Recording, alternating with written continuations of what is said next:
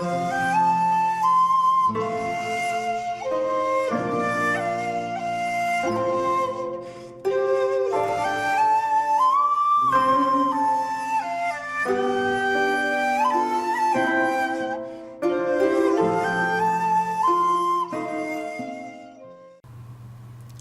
there, this is Solitron from Solitron Films, excuse me, and welcome to another random review. I'm currently working on my top 10 vampire films, and I'm just doing my due diligence and some homework. So there's a film that probably won't make the top 10, but I thought it's worth talking about because it's unlike any film you'll probably ever see. If you've ever wanted to see a musical based around the game of snooker, featuring a vampire and an East End kid fascinated with westerns,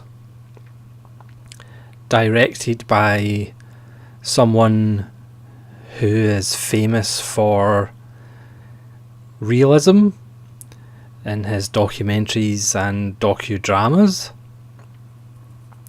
then this is the film for you.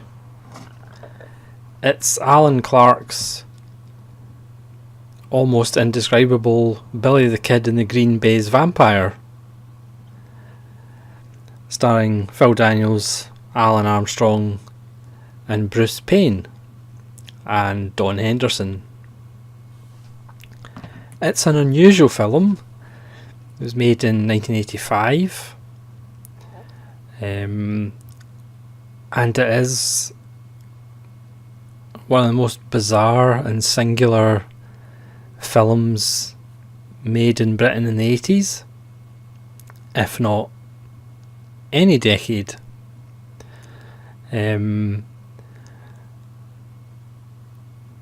It is Alan Clarke, so he somehow makes it about class. Alan Armstrong's The Green Baize Vampire is very much of the establishment. He doesn't like the way snooker is changing, the fact that there's now cues that people unscrew in the middle quite bothers him. So he challenges Billy the Kid, who's this young upstart played by Phil Daniels, to a best of 17 match of snooker, and whoever loses doesn't play professional snooker ever again. And you have Bruce Payne, who is Billy the Kid's manager and who discovered him. And you also have Don Henderson in the shadows as the money man who kind of finances the match and arranges all the betting. It's formulaic as far as kind of structure and how the match goes, but it seems to be, it's shot almost in a completely different dimension. It's shot mostly in interiors. There's lots of dark corridors. There's low ceilings in every room. It's very claustrophobic. It doesn't say where it's set. There's regional accents. So it's one of those films that I would be really interested to hear from those viewers that are outside the UK, if they've ever seen it and what they actually thought of it. You don't need to know the rules of snooker.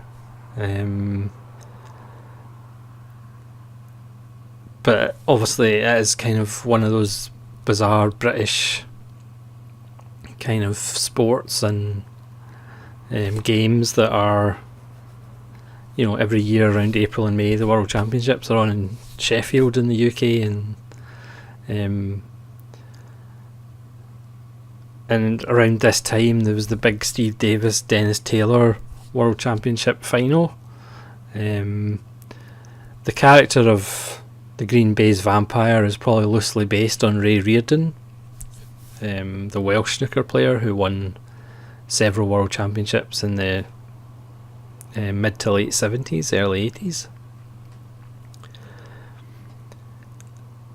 The songs are very wordy, and you probably have to watch it a couple of times to actually appreciate a lot of the sharp wit that's involved.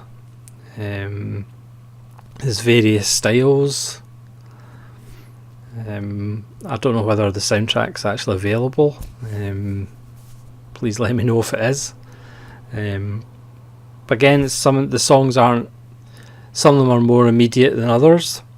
But like I said, you probably need to listen to it a couple of times, or watch it a couple of times to kind of get to appreciate kind of what's going on in the songs. And like I said, Alan Clarke, who has this obviously reputation of doing Scum and The Firm and Made in Britain, very kind of realist and naturalistic films. He then does this, which is just completely bizarre, to say the least. Whoever came, well, this wasn't written by Alan Clarke, but whoever came up with this idea deserves some kind of award. It is an absolute blast. I would say perhaps my only kind of gripe about it is after the match is finished, the film essentially finishes. We don't kind of see the fallout from the result of the match. Again, I don't know whether there was meant to be that, or whether that was just how the script was written. So it does kind of finish quite abruptly. But apart from that, it's a fascinating watch. It's bizarre because I probably first saw it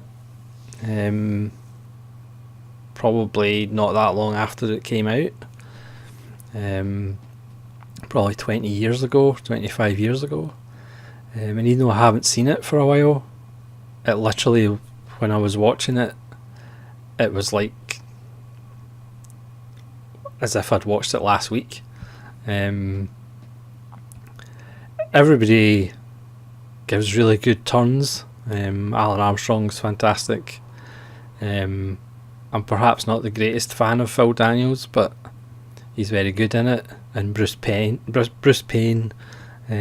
long before Passenger 57, is very good in it. It's a film that everybody should see, just to go, what did I just watch? And it's certainly in the what did I just watch category of films. So, like I said, it's probably not going to make my top 10 vampire films, but I just thought it's such a unique film that everybody should really watch it or own it. This is only DVD. I don't believe it's available in Blu-ray, sadly. But this is a network release, so it's actually quite a decent print. And you can pick this up on Amazon for £5. So what do you get for £5 these days? Apart from a copy of Billy the Kid and the Green Baize Vampire. It actually holds up really well. Again, because it's shot so beautifully in interiors, again with the low ceilings, it hasn't really aged, I don't think, because it's not of a particular place in time. It's essentially in this bubble all by itself. Yeah, highly recommended if you want to watch a film that you're probably never going to see again, as far as that kind of style of film.